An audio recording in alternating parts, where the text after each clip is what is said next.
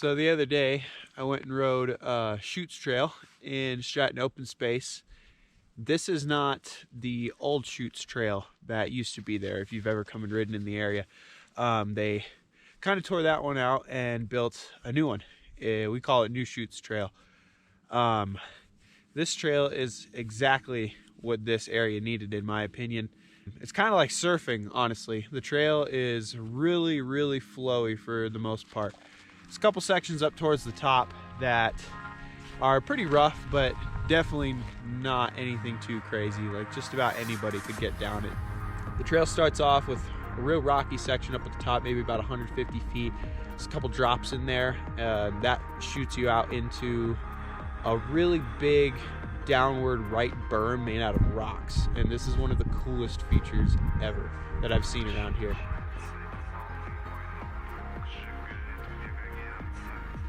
It throws you into another little rock berm that has an A, B, and C line. There's a rock roll, a little tiny rock garden that I guess you're supposed to gap, or you can roll through both of them.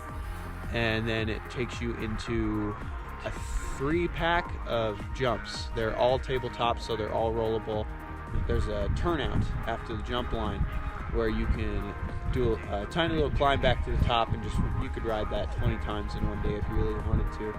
Or you continue to the right, and it flows like a wave. There's just berm after berm after berm. A couple of little jumps, but if you just commit to it, the speed is perfect for them. I'm really happy with how this trail came out. The builders did a phenomenal job on this trail, honestly. There was a couple other trails built. I don't know if it was by the same folks in Ute Valley Park. And those are a lot of fun, but I can't figure out the lines.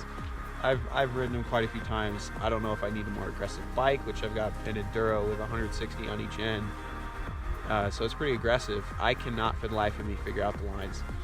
So I was kind of scared that New Chutes was going to kind of end up like that, where you had to be some next level to be able to really enjoy the trail, and that's not the case at all. It was really targeted towards your true-blooded mountain biker who really wants to work on their progression. It was really built for those people. As long as you're enjoying it, then it's a good trail, right? I think when the trail was built, there was definitely some backlash from the people who are used to riding in that area. The old Chutes was a fun trail, but it really wasn't built up to the hype it had. It was that kind of trail that everybody was excited to ride until you got to the bottom, and you're like, I could have done without that, I suppose, because the speed wasn't right. You'd wash out on turns. It just had seen better days, you could tell.